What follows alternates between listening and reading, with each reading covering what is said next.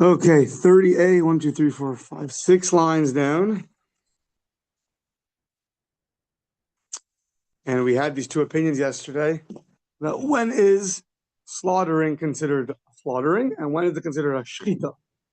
So, do you only consider it a valid shechita at the end, or do you consider it a valid shechita through the entire process? So, those were two opinions between Rabbi Yochanan in the name of Levi. Reish Lakish in the name of Levi. Levi said it's only shechita at the end, and Rabbi Yochanan said that it is considered shechita from beginning to end. Now we have a question on one of these opinions. So let's see. Maseh Rav Idi Bar Avin. Rav Idi Bar Avin asked the following question. I got you some if you want. Oh, boy. Hanukkah came earlier this year, yeah. That's cute. Thanks. I have like 100 of these. So Maseh Rav Idi Bar Avin Uve Moed. So on Pesach, we know that the correct time to slaughter the Korban Pesach is the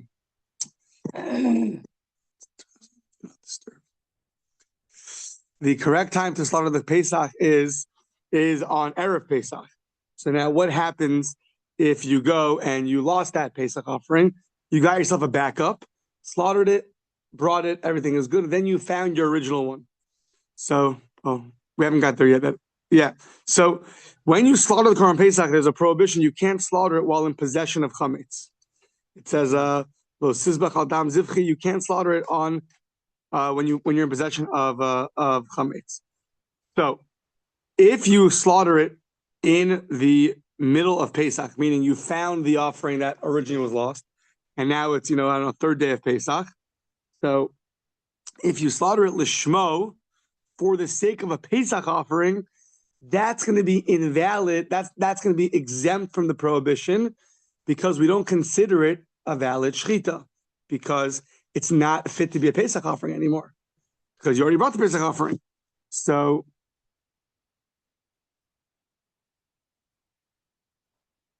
yeah, that's not considered a valid Pesach offering. Therefore, its disqualification is not going to apply either.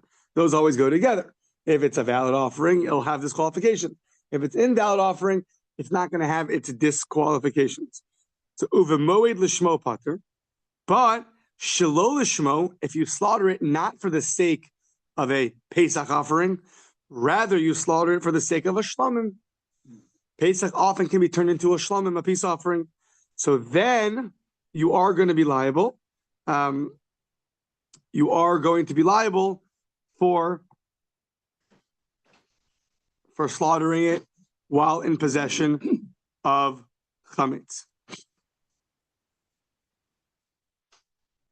Yeah, Rashi brings that the Gemara in Pesachim derives that it's not just the Pesach offering, but any offering on Pesach time that's brought while in possession of chametz is a violation.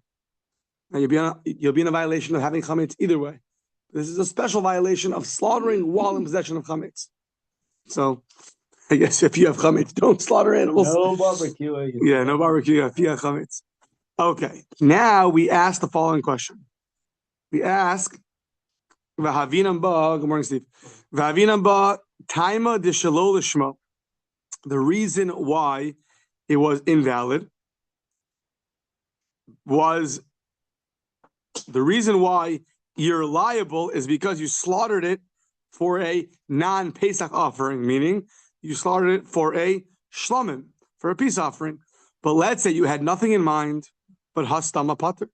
But if you didn't slaughter it for a shlomim, rather for just left it at its status quo, you'd be exempt because it would just be a Pesach offering. Unless you go and actively slaughter it for a shlomim, it'll remain a Pesach offering, and then you'll be exempt for this prohibition because it's not a valid shechita. V'yamai pater, why are you exempt? Pesach b'shar yemos hashana shlamamu. Pesach offering the rest of the year is considered a shlamim. If you do it now at this time of the year, it'll be a shlamim. So why in the middle of Pesach is it not a shlamim? And therefore you should be liable, not exempt, for this prohibition. So Says the Gemara, is all going to get to our point in a few lines. But says the Gemara, I see from here, from this opinion, Shma Mina, Pesach B'Shari Mosashana B'Haya Akira. Apparently, according to this opinion, a Pesach offering the rest of the year doesn't automatically become a shlamim. You actually have to uproot it. Say, if this is no longer a Pesach, it'll now be a shlamim. And then it'll become a peace offering. You simply understood if you offer a Pesach offering now, I designated this animal to be a Paschal offering. And now it's Sivan. So I offered in Sivan in June time. So we thought automatically it's a shlamim because it's not by default. But now we're saying no. Apparently you have to uproot it. You have to say this is no longer a Pesach. Now it's a shlamim, and now if you slaughter it, it'll be a shlamim. So, but on that we say literally was thrown out from the mouths of the group, meaning they said the following: V'amru hachamayaskinan kigon. We're talking about a specific case, meaning usually Pesach offerings the rest of the year don't need an uprooting. They are by definition uprooted. There are by definition peace offerings. You don't have to actively uproot it. What case are we talking about where if you don't have anything in mind, it'll remain a Pesach offering, even though it's not the 14th? What case is that? V'amru hachamayaskinan kigon shahayu bailim tmei meis. This week's parsha. Pesach Sheni. The owners of the offering were impure because they came in contact with a corpse. Therefore, they are dinidachin lePesach Sheni. The nidachin, they're pushed away to Pesach Sheni. So now, when they're slaughtering this offering in the middle of Pesach, the first Pesach, without any intention, so then they are going to be exempt from the prohibition because it remains a Pesach offering, but you're in the middle of Pesach now. You should be bringing it Pesach Sheni, but you brought it now in the middle of the first Pesach, and yeah, You're only complacent if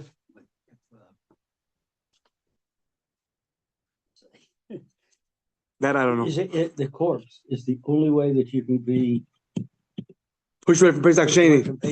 Yeah, there's Gemara Pesachim. Anything else? Oh, or is it because the way you said that? I just wondered if it had to be a corpse to be. Well, the Gemara Pesachim. I'm not recalling the conclusion, but the Torah says two things. I think if you're impure, or if you're far from you're too far away to bring the offering. You want to know, does impurity, is it limited to the corpse contact, or is it referring to I don't remember. Yeah. Yeah. So you are somebody who's pushed away to the Pesach Sheni. Right now it's the middle of the first Pesach. Your Pesach offering is fit to be a Pesach offering because you're going to bring it Pesach Sheni, not now. And yet you bring it in the middle of Pesach without having any intention to make it into a shlamim. On that, the Gemara said, if you don't have any specific intention to make it into a shlamim, it'll remain a Pesach offering, and therefore you're bringing the Pesach offering in the wrong time, and therefore you're going to be exempt from the prohibition of offering it while in possession of chametz. So, that's the case that you have to uproot it, because if not, it's going to remain fit for Pesach. But ha'acher lo bayakira, but a regular Pesach offering the rest of the year, or even in the middle of Pesach when you're not somebody who's pushed away to Pesach Sheni, both of those do not require a uprooting. It'll become a shlamim. Our case is unique. It's talking about somebody who's pushed away to Pesach Sheni. So therefore the Pesach remains a Paschal offering just in a month from now, not now. And you offered it instead of on the 14th or Pesach Sheni, you offered it in the middle of Pesach, and you had possession of chametz.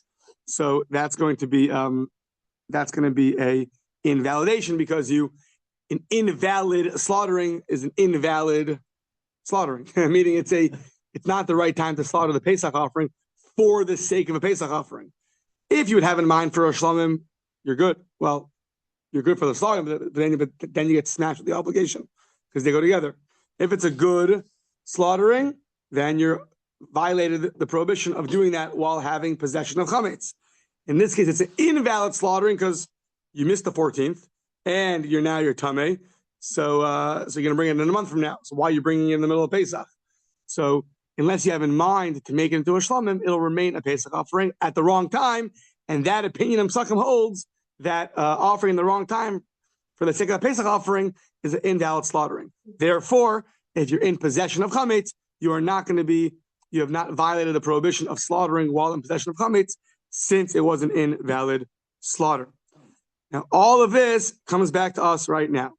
Now that we got that straight, hopefully. Should we stop and say Tehillim? No. So Iyamers Bishlam, I have it right here.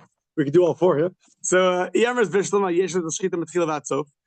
if you hold that you consider it a valid slaughtering from the beginning of the slaughtering to the end of the slaughtering, so then the second you started the slaughtering, having in mind for a Pesach offering at the wrong time, so then if Solei Mitchila Shchita, it's invalid since the beginning of the slaughtering. It's right now fit to be a Pesach offering, and you brought it at the wrong time. So that I understand why you're exempt from the violation of slaughtering a animal while being in possession of chametz. If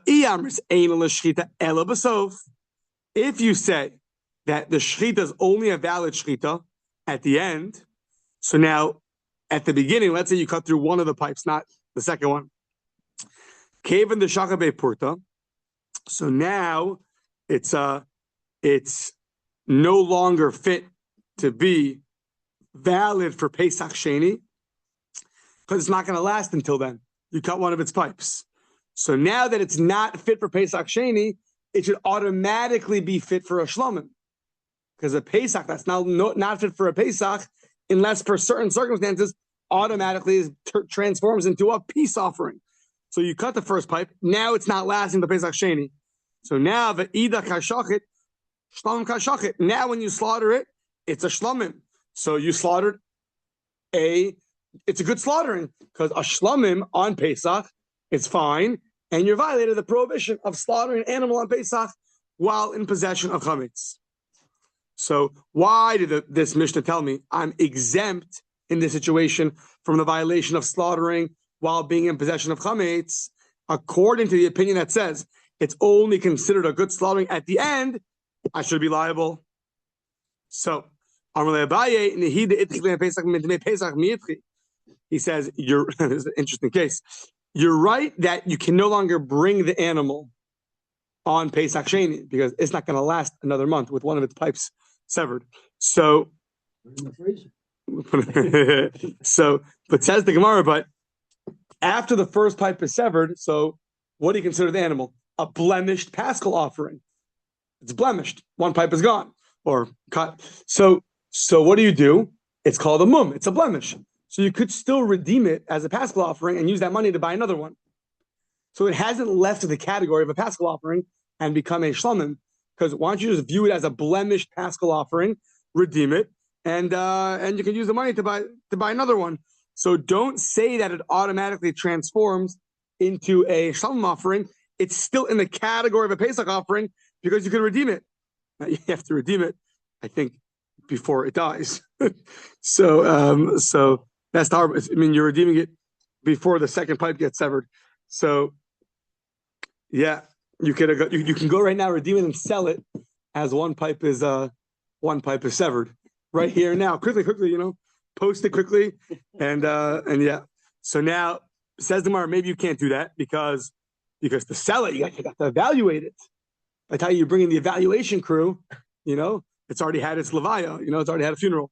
So with all the eulogies, so that'd be good. Just like eulogies on offerings. Yeah, it did its job right. It was very good, isn't it? The tema, yeah, the vegans would kill us. So and not eulogize us. Maybe you'll say you have to stand it up and evaluate it, and therefore you don't have time to do that. Don't worry. The Mishnah says, Shachat ba shnaim, you slaughtered both of its pipes. Oh, roj or majority of the pipes, v'adayin hi mefarcheses, and it's still jerking, convulging, jerking. Okay, so what's it if it's still flapping its wings, so to speak? So then it's considered alive for it says for all things, but for I'm wondering, you shoot an animal and it's jerking around, and now you shecht it. The words, it's alive for all matters. Really? If I do a shechit on that, it'll be good. It's alive for all matters. That's already blemished. I'll be shechting a treifa. Yeah, that's not going to work. Okay, but either way, so you still have time, so don't worry about it. You could still evaluate it, and you could sell it, and you are good to go. So this is not a question. The reason, once again, the case is you're supposed to bring a Paschal offering a month after Pesach Sheni. However, in the middle of Pesach, you went and slaughtered it. Without having intention to make it into a shlamim, it's still going to be a Pesach offering. So it's going to be an invalid slaughtering. And that's why you're exempt from the violation of doing that while being in possession of chametz. But according to the last opinion, according to the opinion that says it's only a valid shechita at the end, it should have transformed into a shlamim, and then you should have been liable. To that we say no, because you could always sell it before you finish a shechita, so it's still in the paschal category and not in the shlamim category. And therefore, that's why, since it's still in the paschal category, your slaughtering is considered an invalid slaughtering, and therefore you have not violated the violation of a good slaughtering while in possession of chametz. Should we just stop here? No, I'm kidding. Okay, so Amar Yehuda Amar Rav. Says the name of Rav Ashokeh b'shnayim or shloshim makomos shchitasok sheira. So Rashi seems to learn that the case is you slaughtered in a few different places. So you made a small incision, and then you made a big incision, and then a small incision.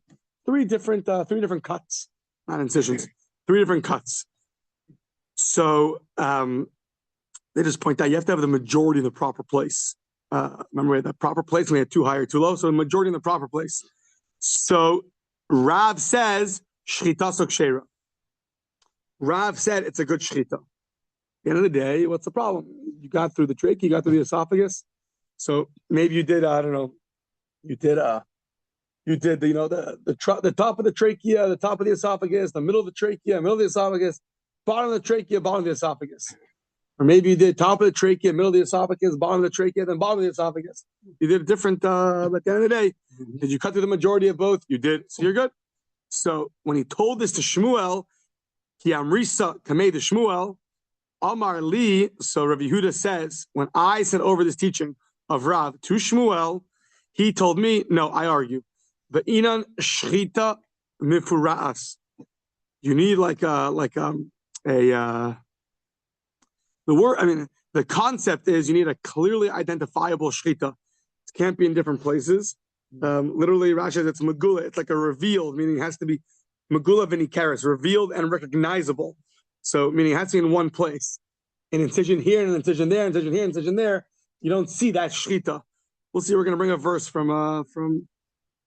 prove Shmuel's point to as a source for him, but it has to be a clearly recognizable shchita. Now, something tells me it might be only rabbinic Shmuel's statement. I'm not 100% sure, but something tells me it's only rabbinic. But either way, Shmuel argues that it's not good, it's invalid, because you don't have a clearly recognizable, it has to be in one place. That is, we clearly recognize it as a shchita. The vileka, and you don't have it. The Reish Lakish agrees to Shmuel, it's got to be a shchita mufaras. How do I know that Reish Lakish minayin the shchita she mufaras? How do I know that a shchita has to be mufaras, has to be clear and recognizable that this is a shchita? Shenamar, and it brings an interesting source. It says in Yirmiyahu, Chetz shachot l'shona mirma. It's talking about not speaking slander, not having a deceitful tongue. But we compare the word chetz, an arrow, to shachot, to slaughtering. So it's compared because just like when you shoot an arrow through, unless somehow you're a magician, it only goes through one place. It doesn't go to 2 places. So to a shchit, it has to go in one place, not in 3 different places. So Yeah. So that are the two opinions, Rav and Shmuel. Is there a requirement for a clearly recognizable shechita, meaning in one place, or is it even valid if it's in different places? Yeah. Okay.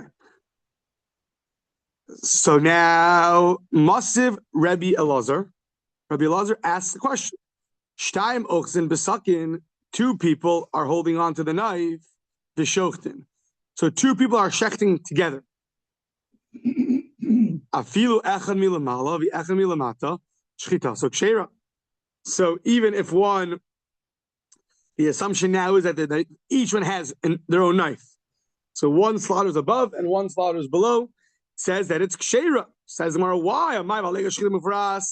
According to you, Shmuel and Reish Lakish, why? It's not a shechita in one place.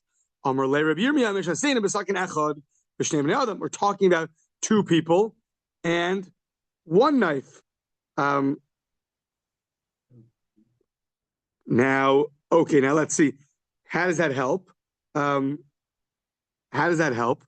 It's only one incision. Good. Besakin echad v'shnei bnei adam. So what does it mean? Echad l'mal, echad l'mata in the Mishnah. I think we'll see. It's going to ask that question maybe.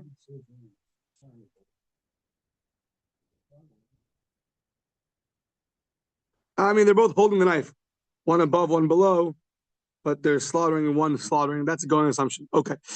Amar le Rabbi Abba, if that's true, then we don't need Rav to teach us that. We already learned that in a Mishnah. Hainu the Tanya law later on. Ein choshishin shema yitrafu ze al ze. So we have later on a teaching that says we're not worried when you have two people and a knife. We're not worried that they're going to cut, that they're going to make it into a treifa. There's nothing to worry about. So we already had that in the Mishnah. So what are you teaching me that I didn't know already? So now, if the case is two people with two knives, then it's very good. Two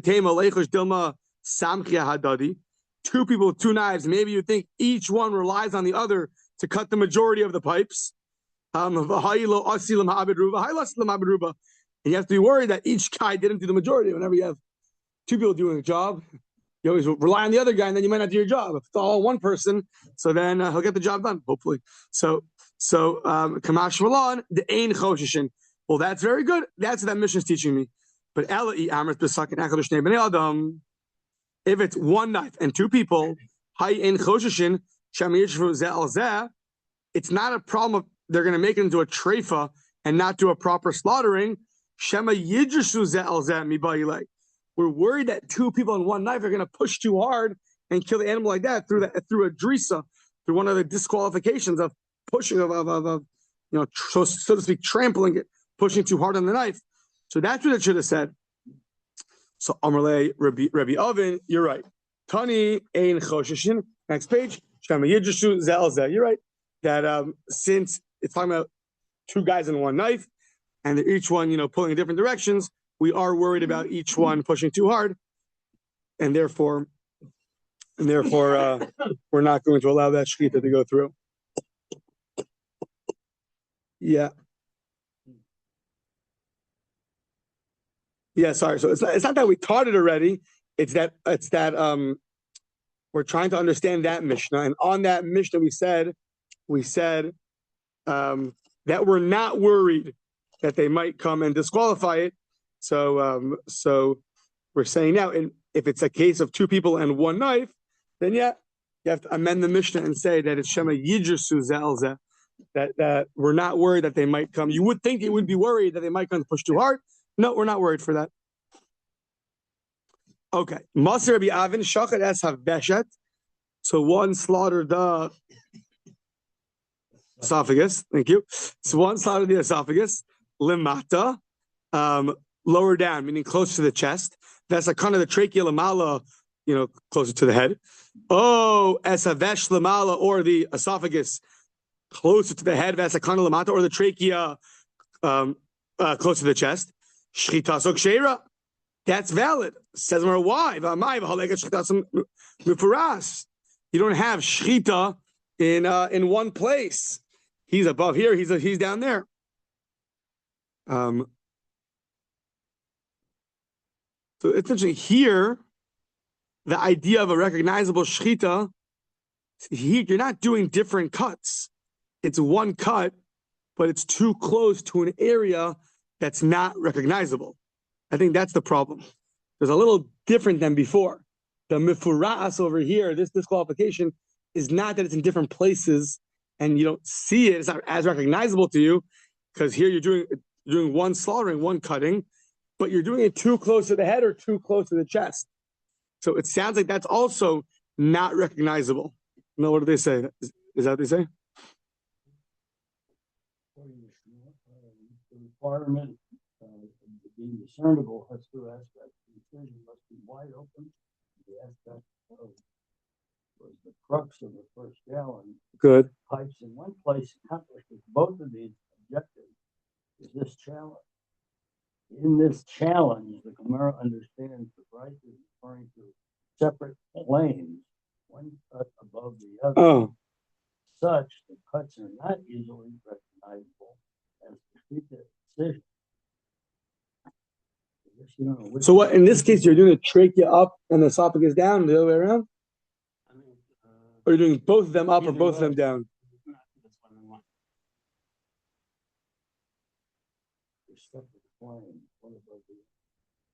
It's one above the other. In other words,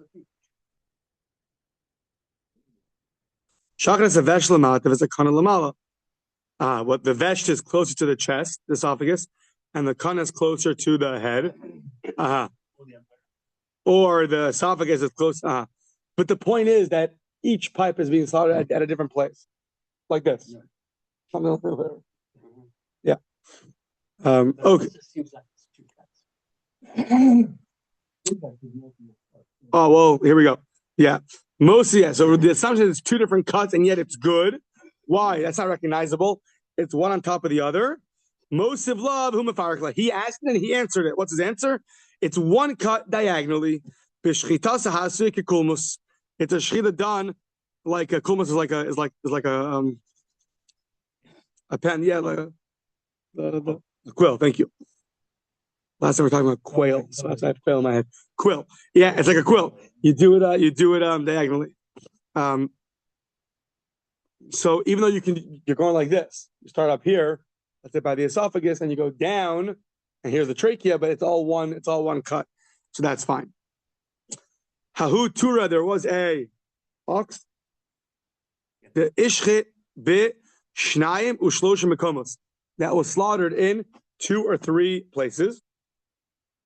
So now, all Rav Yitzchak bar Shmuel bar Marta, Rav Yitzchak son of Shmuel son of Marta went, Shakal Mishufre. It's like he took from the best of the best, the best medium rare of this animal, the best part of this animal, meaning you see it was slaughtered in 2 or 3 places, and yet he ate the meat. So Amar Reb Zera, the Maratana Rabbeinu, that Mishnah Seinu, B'shnei Sakinim, U'shnei B'nei Adam. You taught us by taking this food that Mishnah which said that you have 2 men holding the knife could even be 2 men holding 2 knives, because you obviously don't care that it's in different places, that the shechita is in different places. They check the animal in 2 or 3 places, and yet you ate the meat. So you don't hold of this disqualification.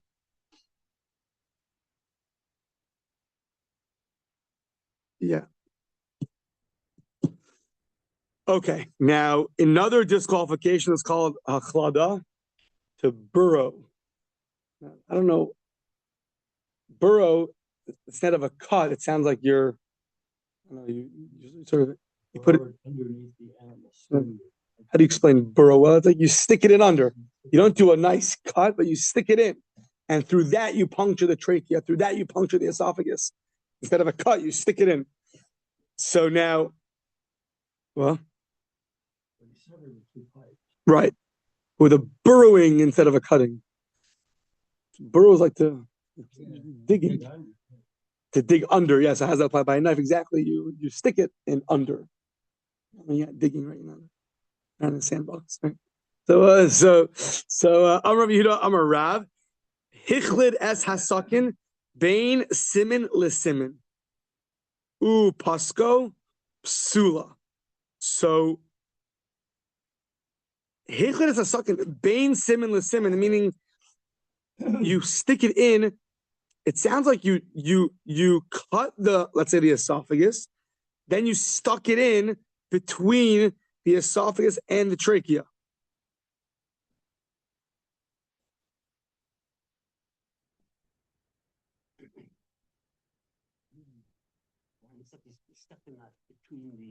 And then upasko, and then you cut it, but you cut it between them, and then cut. That's what it means to burrow. Got it. Meaning you cut from the back end, from behind the pipe, not on top, right? You go in between the pipes and you cut it from there, from that area. You cut it. So that is an invalidation. He went in between. He cut the one, pulled the knife out, and then for the second cut the other one. What's wrong with that? Regular cutting? He cut the lower pipe with prescribed sawing motion, and then withdrew the knife and cut the upper pipe in the same way. That's Usula. Why? Because he burrowed. Yeah, because it's too much. It's two different. It's not one motion. It's not one motion. It's not one. First thing he did was burrowing under the skin. But then why'd you burrow under the skin? You're saying that burrowing didn't cut anything. You just put it there. So I'm saying, so you cut it from that place, no? Yes. You took it back out? Somebody's got a very big double chin. They kind of went under the double chin. And cut from there. Yeah, okay, fine. So you put the knife in between the trachea and the esophagus, and you cut, and then upasku, and then you cut. So that's psula. Takasa or ksher. If you did it under the skin and cut from there, so then that's going to be kosher. We learned that already. Oh, sheikhli, that's a sucking takasa sheni upasku. Ravi Shaviv Omer Nevela and Rabbi Kiva Omer Treifa. They both say invalid for different reasons. He says it's a nevela, he says it's a treifa. So we already know that. So what is Rav teaching me? Even Masdis and Havamina Hanimili Milamata Lamala, the local Avakadera Shchita. You would have thought that the Mishnah is talking about you're going from Lamata Lamala, from down to up. And that's not the way Shchita is done in that direction. And therefore, there it's not a valid Shchita. Aval Milamala Lamata, but if you stuck it in and went from up to down in that motion, then that would be good. The Kavod Kedera Shchita, because you did it in the way of the Shchita. Ema Shapir Dami, you thought it's good. Kamash Malon, even from up to down, if you're burrowing, stick it in the middle and then do it, then it's not going to be good. If you suck it in between the pipes, how do you go from up to down? You're going to have to do two motions because you're in between the pipes now.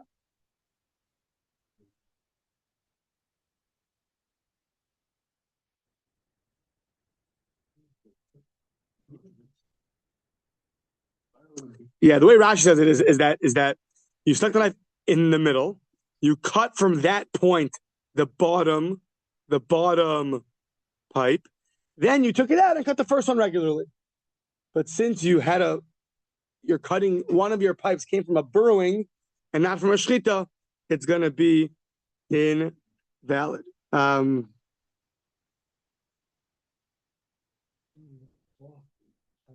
That's right now. Takasa or kshera, but if you do it from under the skin, then it's going to be good. Rav Amri takasa or eniodea. I'm not sure. You stick the knife between the skin, and then you cut from there. Is that good or not? I'm not sure. Well, according to you, Rav, who has a question about that, I have some more questions for you. The Amri takasa or eniodea takas matas mahu. If you have this like cloth tied, around the animal's neck. Maybe it needs it there for warmth or whatever it is. Oh, okay, good. So Ma, what if you put the knife under there and then cut? So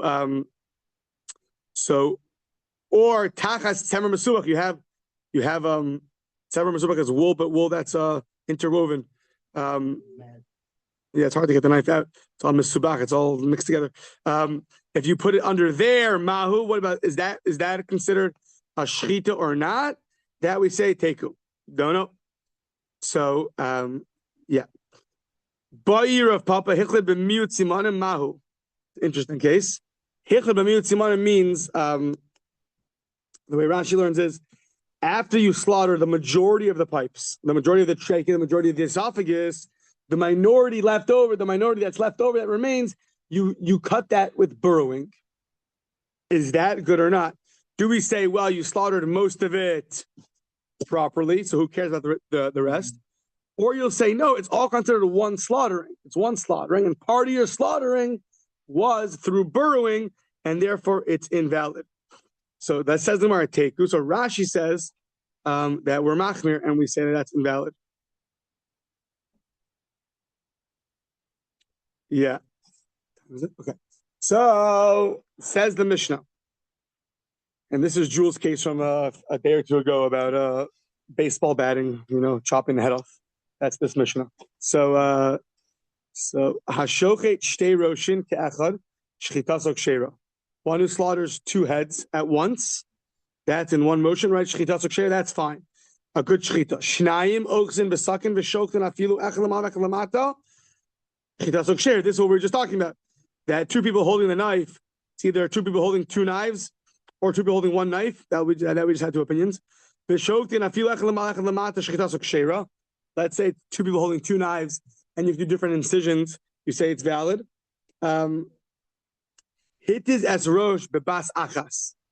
So you just like you chop off, reeds or gourds off a tree. So you just went and you chopped it? So let's see. Instead of a, how they translate it?